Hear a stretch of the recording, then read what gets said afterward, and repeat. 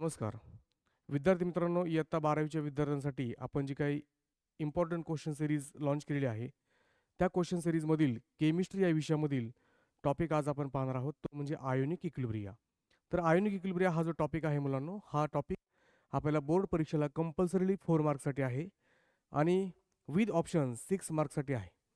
हा topic chemistry या विषयामधील one of the simple आणि वन ऑफ द शॉर्ट असा टॉपिक आहे आणि एकदम सिंपल टॉपिक आहे. या चॅप्टरमधील कोणते कोणते महत्त्वाचे पॉईंट्स आपण करायचे, तर हे या ठिकाणी आपण पाहूया. कोणते कोणते इम्पॉर्टंट पॉईंट्स आहेत बघा. टाईप्स ऑफ इलेक्ट्रोलाइट्स करायचं आपल्याला व्यवस्थित. त्याच्यामध्ये आपण स्ट्रॉंग इलेक्ट्रोलाइट, वीक इलेक्ट्रोलाइट्स, मग स्ट्रॉंगमध्ये स्ट्रॉंग बेस, स्ट्रॉंग ॲसिड, वीकमध्ये वीक ॲसिड आणि वीक बेस यांचे एक्झाम्पल्स आपण व्यवस्थित करून ठेवायचे आहेत, कारण ते आपल्याला पुढं प्रिपरेशनमध्ये हायड्रोलिसिस ऑफ सॉल्टमध्ये त्या ठिकाणी लागणार आहेत. ओके, तो एक पॉईंट बघून घ्यायचा. नंतर ॲसिड बेस थेरीज आहेत आपल्या सिलेबसमध्ये. 3 थेरीज आहेत. अरेनियस थेरी आहे, लॉरी ब्रॉन्स्टेड थेरी आहे. त्याच्यामध्ये आपण कॉन्जुगेट ॲसिड बेस पेअर्स याही गोष्टी आपण पाहिल्या पाहिजेत आणि लेविस थेरी या ठिकाणी आहे. नंतर आहे मुलांनो Ostwald dilution law, one of the important आहे फॉर वीक ॲसिड आणि वीक बेससाठी पेपरला पडतो, राईट. पीएच प्लस पीओएच हा तर या टॉपिकमधला मोस्ट इम्पॉर्टंट पॉईंट आहे असं म्हणायला काही हरकत नाही. नंतर आहे तुम्हाला हायड्रोलिसिस ऑफ सॉल्टची डेफिनेशन. ओके, आता हायड्रोलिसिस ऑफ सॉल्टवरती MCQs तुम्हाला CETला आणि नीटला वगैरे असतात, परंतु या ठिकाणी हायड्रोलिसिस ऑफ सॉल्टवरती तुम्हाला त्या ठिकाणी आतापर्यंत डेफिनेशन विचारलेले आहे. नंतर आहे बफर सोल्युशन, या टॉपिकमधला one of the most most important point म्हणजे बफर सोल्युशन. कळलं सर्वांना? क्लिअर? ठीक आहे. आता बफर सोल्युशनमध्ये काय येतं? What is buffer solution, what are their types, मग ॲसिडिक बफर आणि बेसिक बफर. त्याच्यामध्ये हॅसलबॅक हँडरसन इक्वेशन पण आहे, ते पण तुम्हाला व्यवस्थित करायचं आहे, लक्षात घ्या सर्वांनी. त्याच्यातून न्यूमेरिकल पण आहे, राईट. ओके, आता या टॉपिकमधला applications of buffer solution important आहे, पेपरला पडतं. सॉल्युबिलिटी प्रॉडक्टची डेफिनेशन पेपरला पडते. न्यूमेरिकलसुद्धा पेपरला पडतात, व्हेरी इम्पॉर्टंट. आणि कॉमन आयन इफेक्ट याची जी काही डेफिनेशन आहे, ही डेफिनेशन त्या ठिकाणी पेपरला पडते. अलॉंग विथ वन एक्झाम्पल, आपल्याला एक एक्झाम्पलद्वारे हे समजून सांगावं लागतं. आता जर आपण पाहिलं इम्पॉर्टंट पॉईंट्समध्ये, तर इम्पॉर्टंट पॉईंट्समध्ये पहिल्या शाटला आपण पाहिलेलं आहे टाईप्स ऑफ इलेक्ट्रोलाइट्स. व्यवस्थित लक्षात ठेवा, टाईप्स ऑफ इलेक्ट्रोलाइट्सवरती आपल्याला जरी क्वेश्चन पडत नसला तरी पण आपल्याला टाईप्स ऑफ इलेक्ट्रोलाइट्स जर पाठ असतील तर आपण ॲसिडिक बफरमध्ये, हायड्रोलिसिस ऑफ सॉल्टमध्ये खूप चांगलं काम करू शकतो, हे लक्षात घ्या सर्वांनी. नंतर आहे ॲसिड बेस थेरीज, इम्पॉर्टंट आहे, व्हेरी IMP म्हणणार मी याला. ओस्टॉल डायल्युशन लॉ हा पण इम्पॉर्टंट आहे, याला पण IMPच म्हणणार आहे. Relation between pH and POH महत्त्वाचं आहे. हायड्रोलिसिस ऑफ सॉल्टवरती तुम्हाला डेफिनेशन आलेलं आहे आतापर्यंत, ठीक आहे. Buffer solution very very very very important, हे पॉईंट मी तुम्हाला सांगितले. हे झाल्यावरती ॲप्लिकेशन्स ऑफ बफर सोल्युशन टेक्स्टबुकमध्ये आहे, अगदी तशाच प्रकारे तुम्हाला प्रिपरेशन करायचं आहे. सॉल्युबिलिटी प्रॉडक्ट महत्त्वाचं आहे, त्याच्यावरती न्यूमेरिकल पण पडलेलं आहे. कॉमन आयन इफेक्टची डेफिनेशन करा, एक एक्झाम्पल करा. आता तुम्हाला कळलं की आयोनिक इक्विलिब्रियामध्ये कोणते कोणते पॉईंट आपण त्या ठिकाणी केले पाहिजेत. आता आपण जे काही पॉईंट्स बघितले त्याच्यावरती आधारित आलेले PYQs कोणते आहेत त्याचं थोडंसं अनालिसिस करूया, राईट. ओके, म्हणजे आपल्या लक्षात येईल की कोणते कोणते टॉपिक्स त्या ठिकाणी पेपरमध्ये विचारलेले आहेत. त्यामध्ये पहिल्या शाटला आहे डिफाईन डिग्री ऑफ डिसोशिएशन म्हणजे अल्फा. त्याचं डेफिनेशन फॉर्म्युला या ठिकाणी आपल्याला लिहायचा आहे. सो डिग्री ऑफ डिसोशिएशन हा पहिला पॉईंट आपल्याला प्रिपेअर करायचा आहे, PYQ याच्यावरती पडलेला आहे. त्यानंतर मी तुम्हाला सांगितलं होतं ॲसिड बेस सिरीजमध्ये मुलांनो define acids and bases on the basis of Bronsted Lowry theory, IMP आहे. 3 थेरीज आहेत आपल्या चॅप्टरमध्ये. या 3 थेरीजपैकी एखादी थेरी आपल्याला कंपल्सरीली येते. लॉरी ब्रॉन्स्टेड थेरीवरती आधारित त्या ठिकाणी what is conjugate acid base pair आणि त्याचं एक्झाम्पल फेमस क्वेश्चन आहे, CETला पण नीटला पण, त्या ठिकाणी तुम्हाला बोर्ड एक्झामिनेशनला सुद्धा फेमस क्वेश्चन आहे, very important question. Derive relation for the weak acid by using Ostwald dilution law, म्हणजे ओस्टॉल डायल्युशन लॉ आपल्याला त्यांनी या ठिकाणी पेपरला विचारलेला आहे for weak acid like CH3COOH, right. Okay, prepare करा व्यवस्थित. नेक्स्ट पॉईंट आपण पाहूया आता न्यूमेरिकल. बघा, या चॅप्टरमधले न्यूमेरिकल्स जर करायचं म्हटलं तर पुस्तकामधले फक्त सॉल्ट एक्झाम्पल्स चांगल्या पद्धतीने करा. आयोनिक इक्विलिब्रियामध्ये टेक्स्टबुकमधील सॉल्ट एक्झाम्पल्स किंवा अगदी त्याच्यासारखेच एक्झाम्पल्स पेपरला पडतात, त्यामुळं यासाठी तुम्हाला बाकीचं काही प्रिपरेशन करायची गरज नाही, फक्त टेक्स्टबुकमधले सॉल्ट एक्झाम्पल्स करा. बेस्ट सॉल्व केलेले आहेत आणि अगदी तशाच प्रकारचे क्वेश्चन्स आपल्याला बोर्ड परीक्षेला पडणार आहेत. आता हा जर क्वेश्चन आपण बघितला तर याच्यामध्ये त्यांनी काय म्हटलंय, पर्सेंटेज डिसोसिएशन काढा. आणि या ठिकाणी हा जो क्वेश्चन आपण पाहिला तर हा क्वेश्चन तुमचा टेक्स्टबुकमधील प्रॉब्लेम 3.1 आहे आणि पेज नंबर 50 वरती आहे. क्वेश्चन हा तुमचा ओस्टवॉल डायल्युशन लॉवरती आहे. राईट, एकदम सिंपल आहे. K A is equal to alpha square C आणि बेस असेल तर म्हणजे वीक बेस असेल तर K B is equal to alpha square C. Very I M P. ठीक आहे. मग अशी मी तुम्हाला इम्पॉर्टंट क्वेश्चन्स सांगत असताना सांगितलं की पी एच आणि पी ओ एच या दोघांमधलं रिलेशन काढा.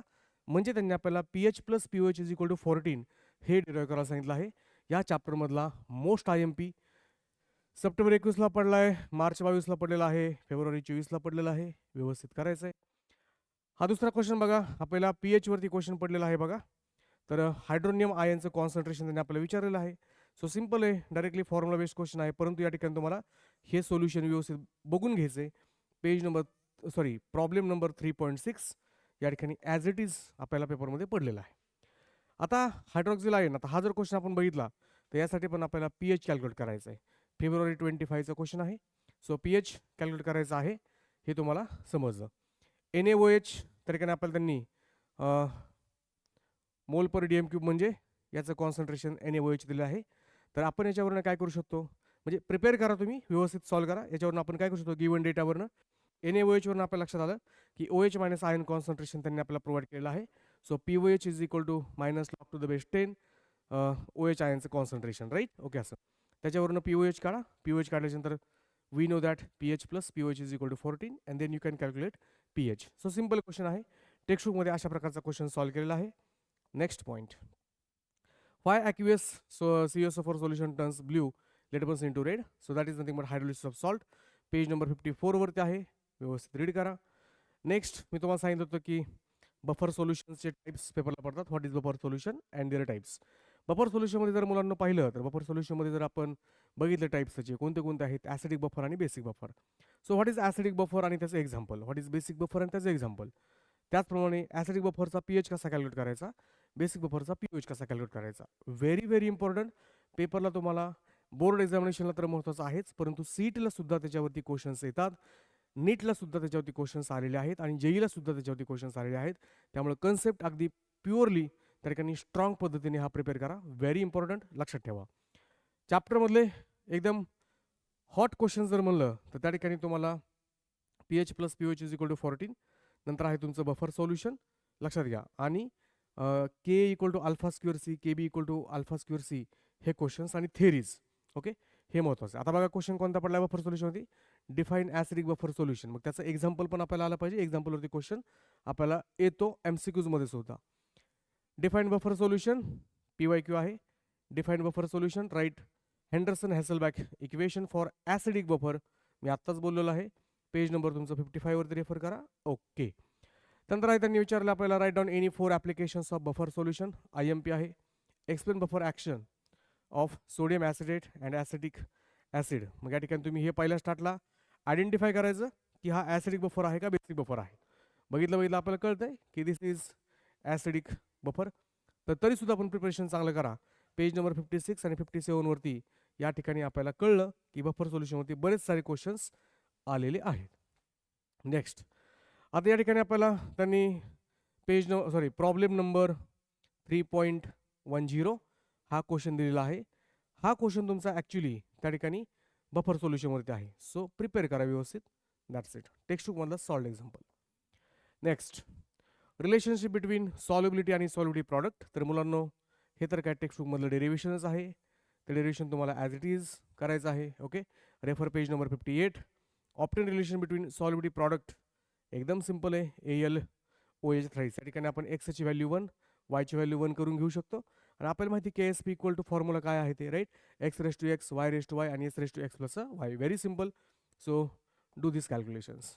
नेक्स्ट क्वेश्चन आहे मुलांनो, हा तुमचा टेक्स्टबुकमधला ॲज इट इज क्वेश्चन आहे. ॲज इट इज आहे, सिमिलर क्वेश्चन आहे. मी तुम्हाला मागाशीच पहिल्या स्टार्टला बोललो.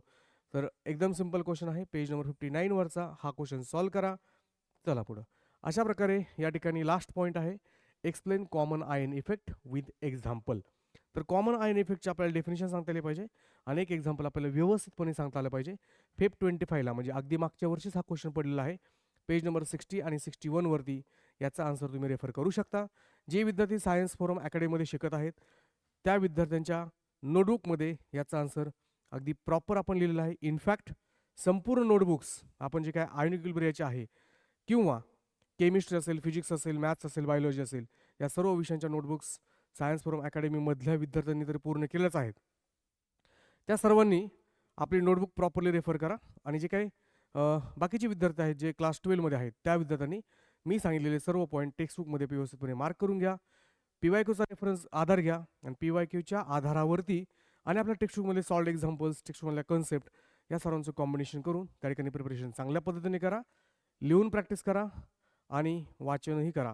म्हणजे ज्यावेळेस तुम्ही एखादा कन्सेप्ट 3 वेळा वाचता आणि त्यानंतर एकदा तुम्ही तो लिहून पाहायचाच, म्हणजे आपल्या हाताखालून पण तो कन्सेप्ट जातो आणि तो आपल्याला दीर्घकाळ लक्षात राहतो. मुलांनो, कळलं सर्वांना क्लिअर? अशा प्रकारे आयोनिक इक्विलिब्रियाची चांगली प्रॅक्टिस करा. आपल्याला या चॅप्टरमध्ये 6 आउट ऑफ 6 मार्क्स मिळालेच पाहिजे, कारण चॅप्टर सोपा आहे आणि आपला स्कोअर पण चांगला या चॅप्टरमध्ये होणार आहे. एवढं बोलून थांबतो. धन्यवाद.